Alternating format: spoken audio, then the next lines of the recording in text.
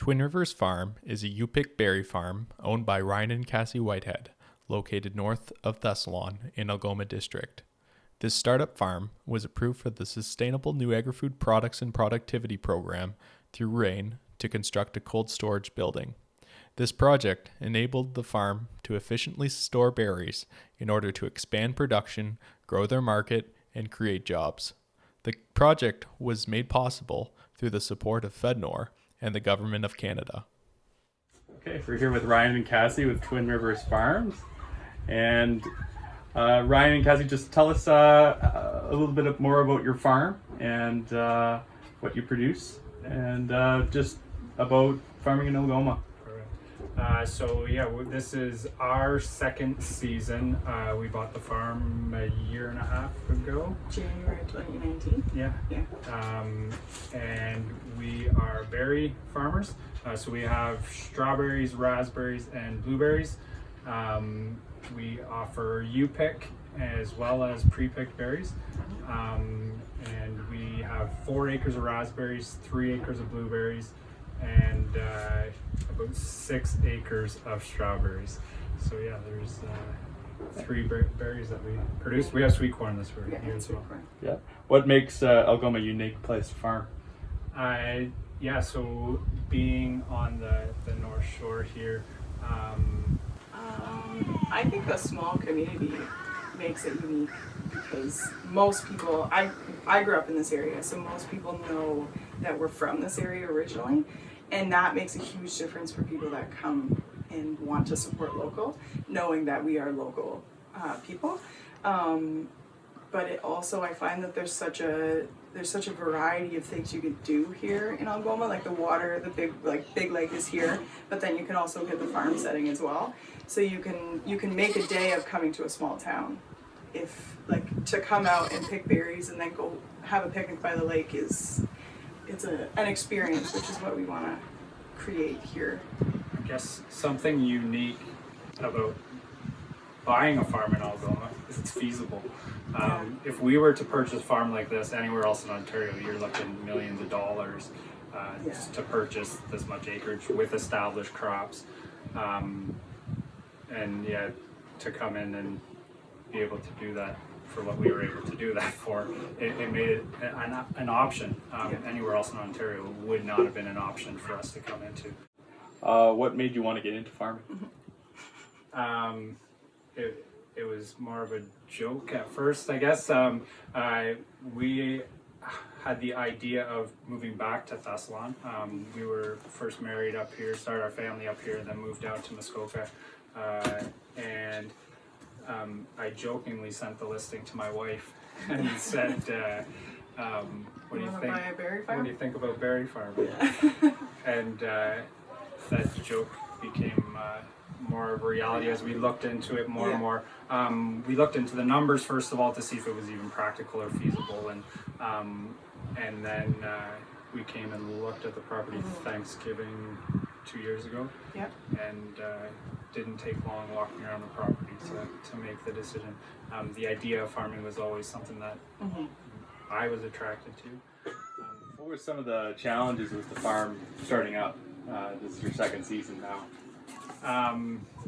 A lot of, or some of the biggest challenges have been equipment that has had to been replaced that we weren't expecting to have to replace right off the hop.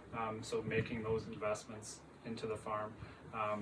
I think anybody that farms know that there's a lot of money that goes out before much money comes in. So we've experienced that in the last 2 years for sure. We've had a lot of money go out. We were fortunate to have a great season last year, which helped us to be able to make some of those purchases. Okay, so what are going to be some of your crop management strategies moving forward into the future? Yeah, a big thing that we're going to work on is our soil nutrients and weed management, and we're doing that with local farmer Matt Seabrook, who's probably driving by right now with his tractor. Anyways, Matt's got all of our additional acreage planted this year in oats and peas. And as soon as that's harvested off, he's going to be putting a cover crop down again for weed management. Plus, that'll be nutrients that we're putting back into the soil. Weed management is definitely one of the biggest issues that we find on the farm.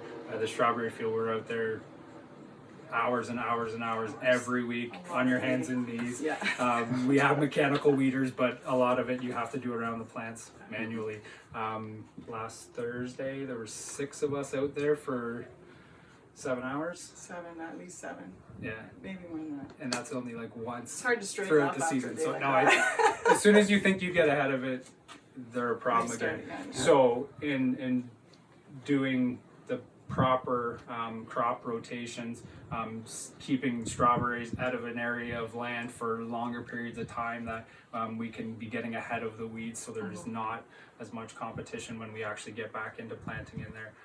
Not having fallow land that's letting weeds get germinated and established, and so probably one of the biggest things is just getting the soil to where it needs to be, so we don't have to spend as much on chemicals. Tell us more about the project you did through the SNAPP program and the idea for it, some of the technology behind it, and the impact. Yeah, for sure. So this originally came about because our back entrance flooded this winter, and we had a walk-in cooler that was only used for storing our plants, and that was the only time that it was utilized. May, 1 month out of the year we used it. Yeah. And it took up half our back entrance. So Yeah, we it was always old. had the idea, and It was again, very this old. is one of those things, a thing that we were wanting to make the investment into right away. We were gonna make a walk-in cooler, not in the house at some point. But when the back entrance leaked, it became something we had to do right away.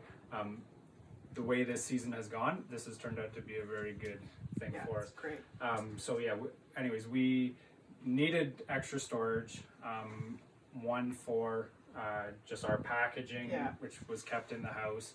The new cooler. A couple of my drive sheds need to be torn down, so I needed to kind of combine everything together.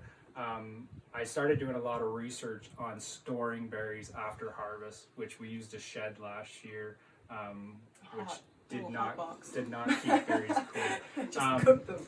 And on Omafra's site, they have very clear guidelines on the storage of produce after harvest, and it tells you the shelf life that you get, basically how quickly you need to get it into cold storage to have that shelf life. So with strawberries, if you have the berries in cold storage within 2 hours of being harvested, you can have up to 7 days of shelf life. For every hour after that 2 hours, you lose a full day of shelf life. By 8 hours, your product is unsellable without being in cold storage. So we had 8 hours last year to get our product off the farm, and we had lots of berries last year that we gave away to family at the end of the day because we could not sell it. They were not sellable. Not that they were rotten or anything, they just don't look fresh. We're selling a very fresh pretty. product. Yeah. So this gave us the opportunity, one, to harvest more, so we didn't have the waste. Yeah. To have, we kept a flat in the cooler the first week that we picked strawberries, and we didn't sell that flat, we took it in the house. We ate it. But after 7 days, 7 days we later. kept it in the house for 2 days, and it was still more than edible. So it showed to us that it worked, but if it gained us 48 hours instead of an 8-hour period, it gives an opportunity to move so much more product without having the waste. This year, the huge benefit was every day through strawberry season was 30 plus degrees. Yeah, it was so hot. If those berries were in a shed, we wouldn't even have got 8 hours out of would them. have had to throw them out. And because of the pandemic, a lot more people wanted pre-picked because of the way we operated the U-pick in terms of schedule. So we ended up taking about 120 to 150 flats off every day, which we were able to put into cold storage. We could confidently take it off without worrying that it was going to go bad before we sold it. And we didn't have a single flat this year that went bad on us in the cooler, even on those hot days. That cooler worked hard on those hot days, but it definitely benefited us huge. Moving forward, it gives us the opportunity to expand. If we have either more acreage in terms of what we have, or get into other options, being able to store that produce if we wanted to start selling off the farm, which we have no problem selling on the farm this year. So basically, we can't keep berries here. Yeah. As soon as we get them off the field, the people want them. They're So, going but in years to come, if we wanted to move stuff up to grocery stores, we could harvest in the evening. I could go first thing in the morning if they're in the cooler overnight, take them up to the Sioux or to local grocery stores and have that opportunity again. If we're planting a certain amount of acreage and getting maximum yield off that acreage, we want to make sure that we're able to sell that. Last year we had a phenomenal berry season. We saw thousands and thousands and thousands of pounds of berries go into the ground. Like I estimated in our strawberries over 20,000 pounds ended up back in the ground. We sold over 50,000 pounds of berries. But when you talk about a third of your crop not getting utilized, this gives us the option to be able to do more with what we have. So the cooler itself is paid for itself in the first week we had it, and then maximizing our storage. Like this year we had triple the packaging because we were kind of prepared that we weren't sure if we were going to be able to do U-pick at all. So we were anticipating doing all pre-pick. So we had triple the packaging. So a 40-foot container got filled up pretty quick with all that packaging, and now it's basically gone. Yeah, so there's not much left. It's although the intent of it when it first started, like the idea of why we needed to do it, isn't what it actually. The reason it had we didn't anticipate the COVID happening. Obviously, we started the project before COVID was really even happening. So just a blessing in terms of, although that just happened by fluke that our back end leaked and we decided to take on this project, it saved us this season. Talk us a bit more about the technology behind it. So the cooler that was in the house was 40 years old. When the condenser came on, it shook the whole house. It was insane, and so we ran power too. We ran it for three hydro bill jumped 3 weeks. We ran it last year, and we figured it cost us over $90 for those 3 weeks.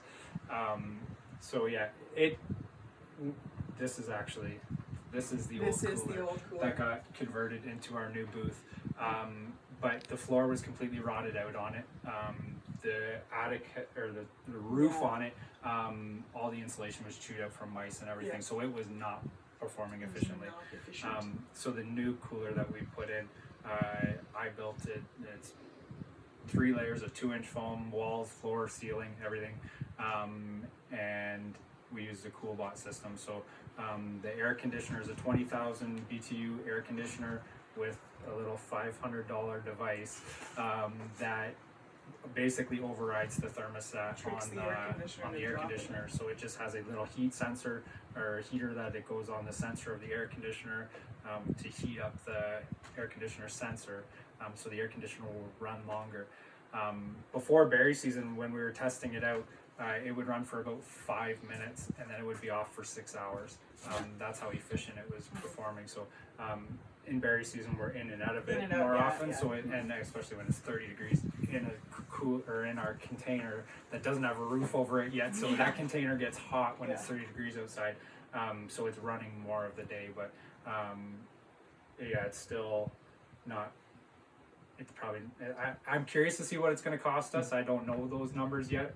In terms of the air conditioner, in terms of building it, incredibly cheap in comparison to buying a cooling system. So, all in we were under $2,500 for the cooling system. So. Any other ways that you've adapted to COVID in the season then that's been a challenge? One of the big, so we changed a lot of our U-pick strawberries. The most we changed. We had the most regulations that were put on us were for strawberries, because how close people can be together when they're picking a row. So first for the strawberries, we set it up as by appointment only, so we could control the numbers on the field. Last year, some days we would look at 200 people here at one time. So to try to manage that in less than 3 acres would have been impossible. So we did appointment only with a certain number based on how many rows we had available in the field. We would set appointments for that many, and instead of paying by the weight, so we weren't weighing containers, we did it by the time. So people paid for their time slot on the field, so it was by the half hour or hour if they chose, which definitely wasn't ideal for us. The pickers made out good this year on that. So we lost on some people. Yeah. People went away for the most part incredibly happy, and we had people here, and that's what matters. Another big thing is we had to hire 2 full-time employees to monitor fields, and it's an expense that we didn't really want to have, but having those monitors has benefited us so much in terms of our fields got picked way better because Yeah, we the always fields were had people managing the pickers. So they were being put into good spots on the field. The rows were getting cleaned up better because our monitors were telling people to make sure they cleaned up the rows. And then, yeah, for the most part, I would say they made us money. Yeah. Because of having them, especially for raspberries and blueberries. If we didn't have them here, our fields this year would be getting destroyed because of the number of people we're getting on the farm.